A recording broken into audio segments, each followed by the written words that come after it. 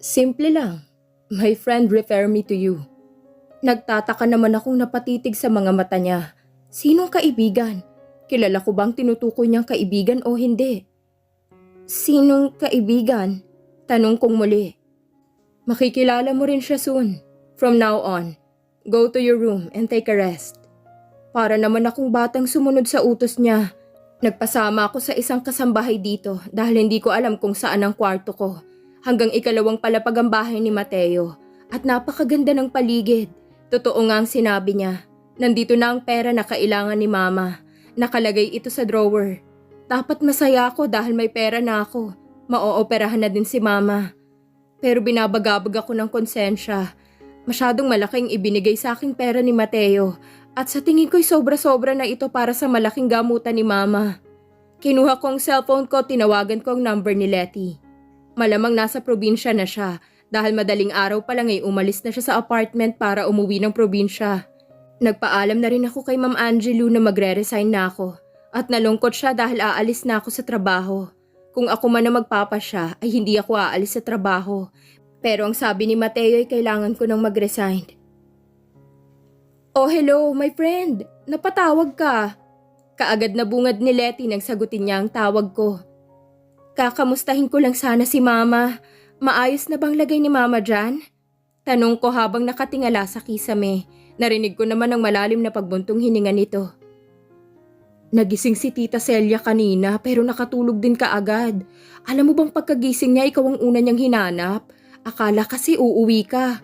Pero wag mong alalahanin si Tita, akong bahala sa kanya. Ani ni Letty. Napakagatlabi ako upang pigilin ang nagbabadyang luha na gustong kumawala. Gusto kong puntahan si Mama pero nakipag-deal na ako kay Mateo. Best, andyan ka pa ba? Tanong ni Letty. Kaagad akong umayos ng upo sa gilid ng kama at napabuntong hininga. Oo, nandito pa ako. Pakisabi na lang kay Mama magpagaling siya. Huwag niyang alalahanin ng pera kasi meron na akong hawak para sa operasyon niya. Sambit ko sa mahinang tono. Saan ka nakakuha ng pera, Best? Nagtataka niyang tanong. Sa ibang araw ko na lang sa'yo ipapaliwanag ang lahat. Basta alagaan mo dyan si Mama kasi hindi ako makakauwi. Ipapadala kong pera dyan bukas. Ikaw nang bahala, Letty. Tuloy-tuloy kong saad. Wala akong balak na magtagal pang usapan namin dalawa dahil kaunti na lang ibubuhos ng luha ko. Ayoko pa naman pag-alalahanin ng kaibigan kong ito. Sabihin mo na sa akin ngayon, pinutol ko na ang sasabihin niya upang hindi na siya magtanong pa. Sige na, ibababa ko na tong tawag. Kailangan ko nang pakainin ng mga bata. Pagsisinungaling ko at kaagad kong ini-off ang tawag. Napatingin ako sa pintuan nang may biglang kumatok. Narinig ko ang isang katulong na tinatawag ako para kumain na. Ma'am, gising na po ba kayo? Kakain na po. Saad ng katulong sa labas ng pintuan. Susunod na lang po ako. Sabi ko at umalis sa kama para ayusin ang sarili ko. Narinig ko naman na umalis na ang katulong kaya lumabas din ako kaagad ng kwarto. Naglakad ako sa hagdan at ang tanging nakikita ko lang ay ang mga paintings at siguradong mamahalin na mga obrang ito. Mabuti na lang ay may nakasalubong akong isang katulong kaya hindi ako nahirapang mahanap ang dining room nila dito. Naabutan ko si Mateo at mukhang naiinip na ito sa kahihintay. Ako bang hinihintay niya? Nakita niya naman ako na nakatayo sa gilid ng pader kaya inutusan ako nitong lumapit sa kanya. Take a seat. Seryosong sabi niya. Ganito na ba talagang ugali nito? Laging seryoso at parang laging may problema. Sumunod din naman ako sa sinabi niya at naupo sa katapat niyang upuan. Bakit ang tagal mong pumunta dito? Tanong niya nang hindi ako tinitingnan. Sinundan ko ng tingin ng isang brown envelope na nasa tabi niya. Kinuha niya ito at iniabot sa akin. Nagtataka ko naman itong kinuha at binuksan ng envelope.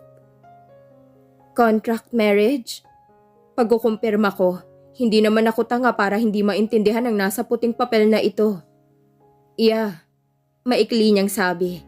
Kahit na may itatanong pa ako ay binalingan ko na lang itong hawak kong papel na may nakalagay na contract marriage.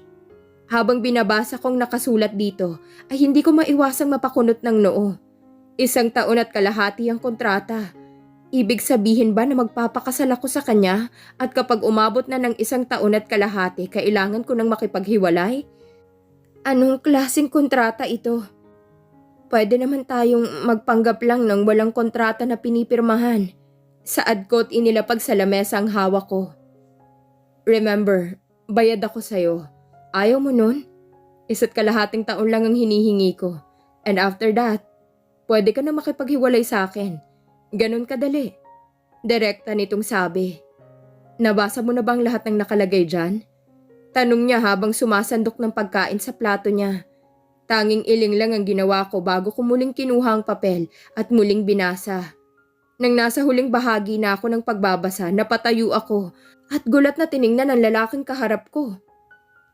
Kailangan kong magbuntis? Napataas ang boses ko dahil sa gulat. Ang akala ko ay kasal lang at wala nang ibang kondisyon. Pinasadahan niya naman ako ng tingin at natitiyak kong inaasahan na niyang magiging reaksyon ko. This is my rules. Kailangan mo akong bigyan ng anak. Nakahalukip-kip na sabi nito. Parang wala lang sa kanyang usaping ito. Oo, pumayag ako na magpakasal sa kanya. Kapalit ang pera. Pero kung nalaman ko noong una pa lang na kailangan kong manganak, hindi ko tatanggapin ang alok niya. Kung anak lang naman palang kailangan mo, bakit hindi ka na lang mag-adopt? Hindi ako papayag sa gusto mong mangyari, Mr. David. Saad ko. Hindi ko alam kung saan ko nakuha ang tapang ko para lang pagtaasan ng boses ang lalaking kaharap ko. Hindi ka na pwedeng umatras, Miss Shaina. Nakipagkasundo ka na sa akin and everything is clear. Binayaran kita for your family needs and you agreed to my offer. Aniya, napaiwas ako ng tingin dahil sa sinabi niya. Kung bawiin ko na lang kaya ang sinabi ko. Pero kung ibabalik ko sa kanyang pera, paano na lang si mama? Kailangan na niyang maoperahan. You need to give me a child and hindi ka pwedeng ma-inlove sa akin. Diretso nitong sabi, napakuyom ako ng kamao. Anong klaseng kasunduan ito? Kung hindi ko lang kailangan ng pera, hindi ako papayag sa alok niya. Paano sanggol na isisilang ko? Kukunin mo ba sa akin at ilalayo? Tanong ko. Sa tingin ko, hindi ko kakayaning ibigay sa kanyang sanggol kapag dumating na ang araw na kailangan ko nang umalis.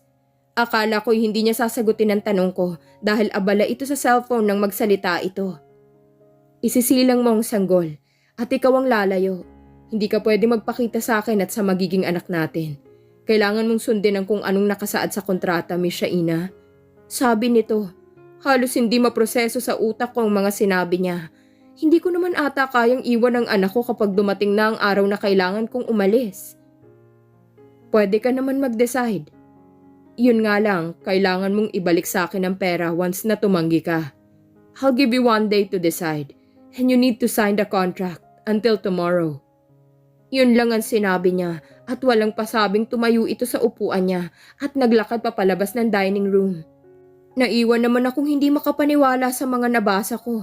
Napakabilis na mga pangyayari. Halos hindi ko alam kung tama na ba ang desisyon kong ito. Dahil nawalan ako ng ganang kumain, napagpasyahan ko na lamang na bumalik sa silid na pinasukan ko kanina. Bit-bit ko ang brown envelope na naglalaman ng kontrata sa napagkasunduan namin ng lalaking yon. Ang dali lang sa kanya na mag-decide, hindi man lang ako hinayaang magbigay ng opinion about sa kontrata. Bago pa man ako makabalik sa kwarto, ibinilin ko sa isang kasambahay na iligpit na lang ang pagkain sa lamesa. Ibinilin ko pa nga na kainin na lamang nila, pero kaagad silang tumanggi. Natatakot daw sila sa lalaking yun. Nang makapasok ako sa kwarto, hinayaan kong hindi nakalak ang pinto. Naupo ako sa ibabaw ng kama at muling kinuha ang laman ng envelope.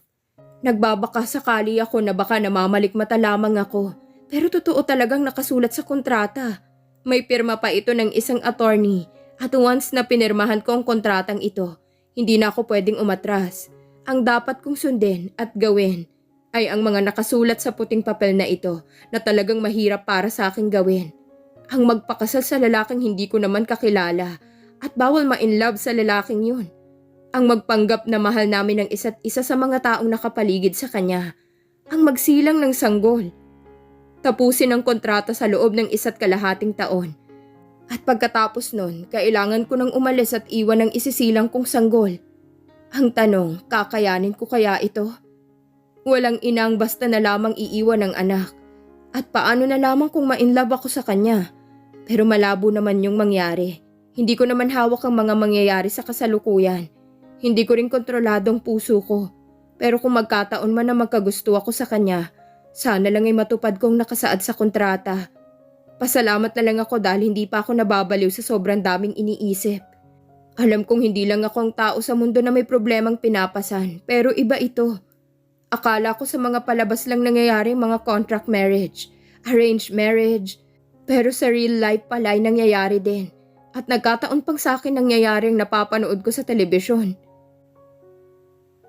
Oh my God! This is your fiancé, Mateo? Magaling kang pumili ng mapapangasawa mo, anak. Halos peking ngiti na lamang ang iginawad ko sa mami ni Mateo nang dumating kami sa bahay ng parents niya. Mukhang inaasahan na nila na darating kami dahil nakahanda na ang mga pagkain sa dining table. Inalalayan ako ni Mateo na maupo sa upuan. Halos hindi ako makahinga ng maayos dahil sa sobrang lapit niya sa akin.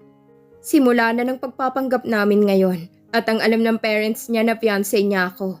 Maingat ang mga bawat salita na ginagawa ko upang hindi makahalata ang parents niya dahil maling kilos ko lang masisira ang napagkasunduan namin ni Mateo. I'm so proud of you, son. Nakangiting wika ng daddy ni Mateo. Nilingon naman ako nito at saglit ng nginitian. San pa ba ako magmamana? Kundi sa'yo, dad. Nakangiting saad nito sa daddy niya. Hindi naman ako makapagsalita dahil sa matinding kaba. Kakauwi lang daw dito sa Pinas ang parents niya. Kaya walang kaalam-alam ang mga magulang niya sa mga nangyayari sa kanya dito sa Pilipinas. Doon daw kasi naninirahan ng mga magulang niya. Mukhang mahiyain ang magiging manugang ko, Mateo. Di bale, mas gusto ko sa babae ang mahiyain. Bumungis-ngis ang mami ni Mateo nang sabihin niya yon. Para bang may kahulugan ang sinabi niya sa akin pero hindi ko alam kung ano. So, saan mo nga pala nakilala ang anak ko, Shaina? Ang pagiging palangiti ng mami niya kanina ay napalitan ng mataray na postura. Ito kaya ang totoong ugali ng mami niya? Nilingon ko si Mateo nang siya nang sumagot sa tanong ng mami niya sa akin. I met Shaina at the restaurant. Maikling sagot nito. Para bang hindi pa kontentong mami niya sa naging sagot ng anak niya dahil tila nag-iisip pa ito kung totoo bang sinabi ng anak niya. Ano naman ang ginagawa mo sa restaurant, Shaina? Doon ka ba nagtatrabaho? Tanong ng mami niya sa akin. Lumunok muna ako ng ilang beses bago sagutin ang tanong nito. Yes po, nagtatrabaho po ako sa restaurant bilang waitress. Saad ko. Tila nabigla naman si Mateo sa sinagot ko. Akala siguro niya'y magsisinungaling ako. Inaasahan ko naman na magugulat ang mami niya dahil sa pagkasabi ko noon ay halatang hindi niya inaasahan na yun ang trabaho ko. Sigurong inaakala nila mula ako sa mayamang pamilya at may magandang trabaho. Maganda bang sahod mo ron?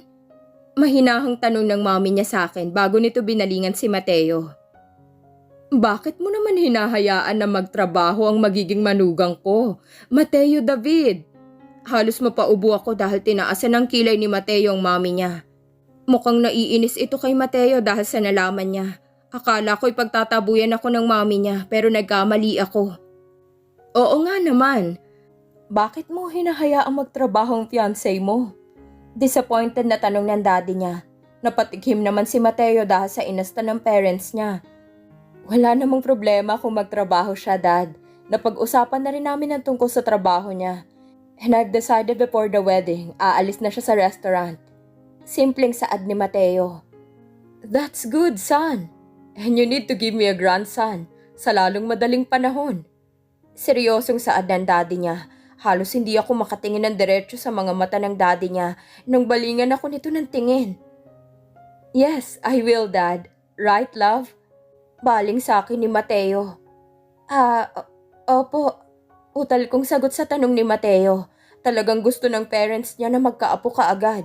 Ito palang dahilan kaya gusto niya magkaroon ng anak dahil sa hiling ng parents niya. Hindi na ako makapaghintay magkaroon ng apo, sweetie.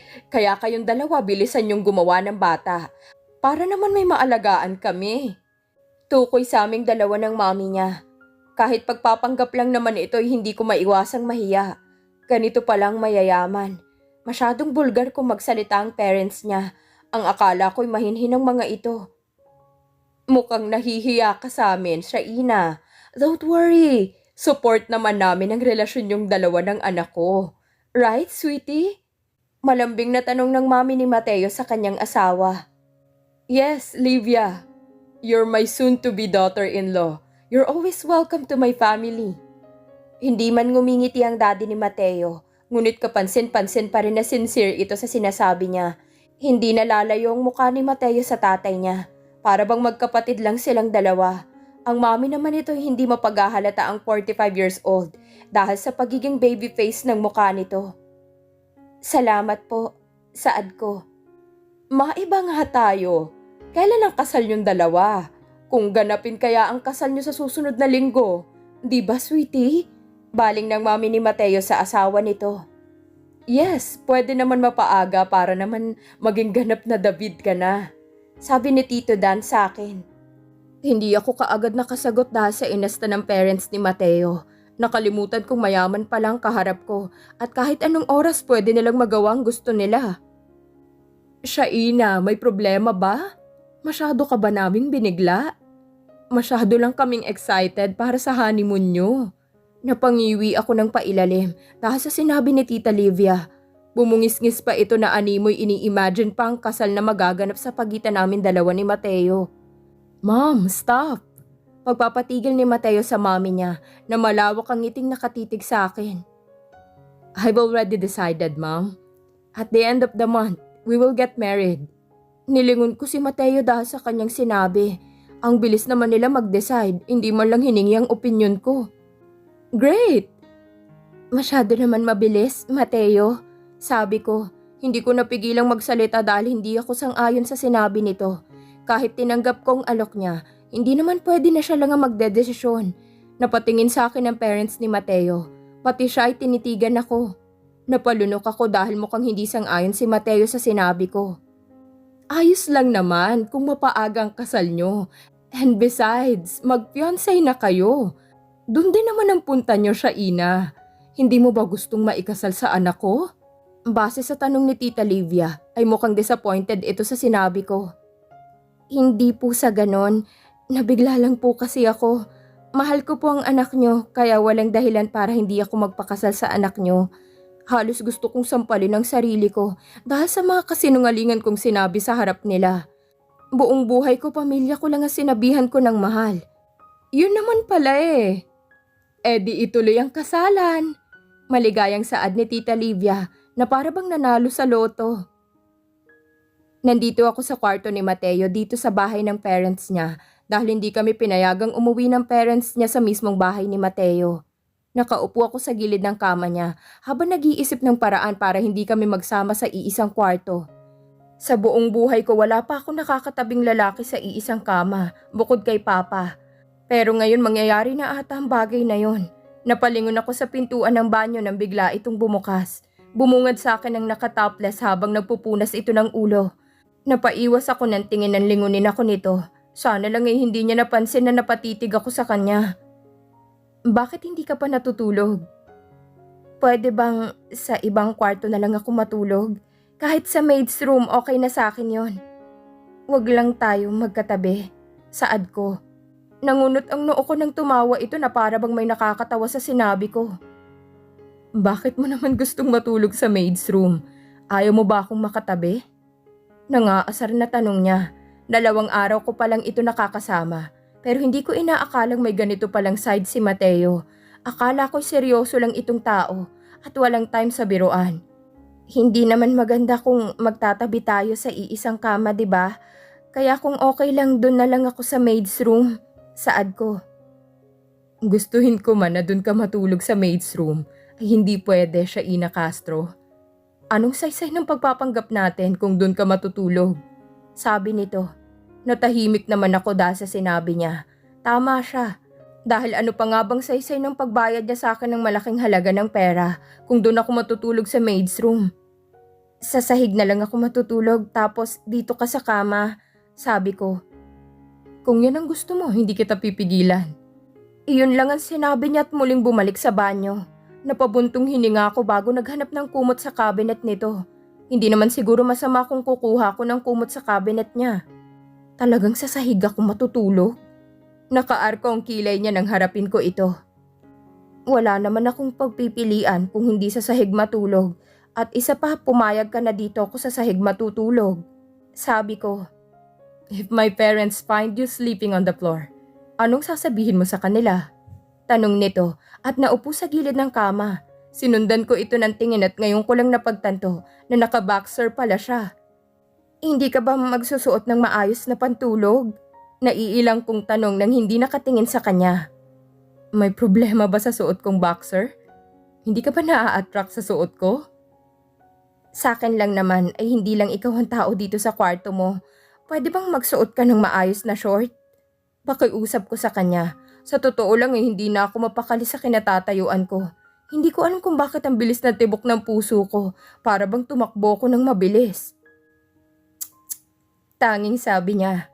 Nagtungo siya sa cabinet at kumuha ng maayos na short at kaagad na isinuot iyon. Akmang hihiga na sana ako sa sahig nang pigilan ako nito. Masamang tingin ang ipinukol niya sa akin. Gusto mo ba talagang makita kanila na natutulog sa sahig? Huwag kang mag-alala. Magkatabi lang tayo sa kama at kung ano man ang iniisip mo hindi yun mangyayari. Sabi nito, nahiga ito sa kama at binigyan ako ng espasyo para mahigaan. Nahiga na lamang ako dahil inaantok na ako dahil sa alak na nainom ko. First time kong uminom ng alak at talagang nakakahilo. Hindi ko naman matanggihan ng parents niya dahil baka akalain nila na maarte ako. Sleep well dahil hindi naman kita gagapangin. Isa pa hindi naman kita type. Sabi nito, napailing na lamang ako dahil sa sinabi niya. Masyadong mayabang. Akala naman nito type ko siya. Pumikit na lamang ako at hindi na umimik pa. Gusto ko nang matulog para bukas ay panibagong araw na naman ang pagdadaanan ko. Pero kahit pilitin kong matulog ay hindi nakikisamang isip ko at katawan ko. Hindi ako komportable na magkatabi kami ng isang bilyonaryong lalaki. Hindi ko inakala na darating ang araw na ito. Matinong trabaho ang gusto kong pasukin. Pero ito ako ngayon, nagpabayad sa isang Mateo David. At lahat ng nangyayari sa akin ngayon ay hindi ko hiniling. Hindi ko pinangarap na manloko ng ibang tao. Pero wala akong magagawa. Tinanggap ko na ang offer niya. At kailangan kong tumupad sa napagkasunduan namin. Biglang pumasok sa isip kong nangyari kagabi. Matapos ng pinag-usapan namin ni Mateo sa bahay niya, ay binigyan niya ako ng isang araw para makapag-isip. Kung aatras ba ako o pipirmahan ko ba ang kontrata. Hindi ko pa nasasabi kay Mateo na napirmahan ko na ang kontrata. Ang ibinigay niya sa akin na kontrata ng kasal. Nilingon kong katabi ko at nakita ko itong nakapikit. Pero alam kong gising pa ito. Tungkol nga pala sa kontrata, pinirmahan ko na. Bukas ko na lang sa'yo ibibigay yon dahil nasa bahay mo.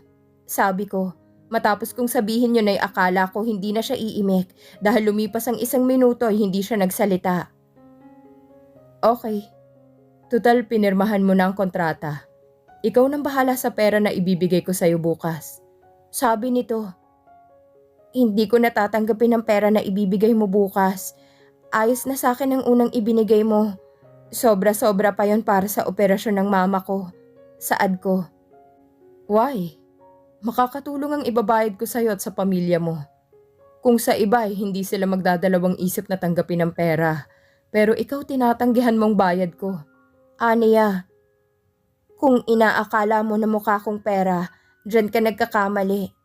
Kung akong tatanungin, hindi ko sana tatanggapin ang alok mo. Pero kailangan ni mama ng pera para sa operasyon niya.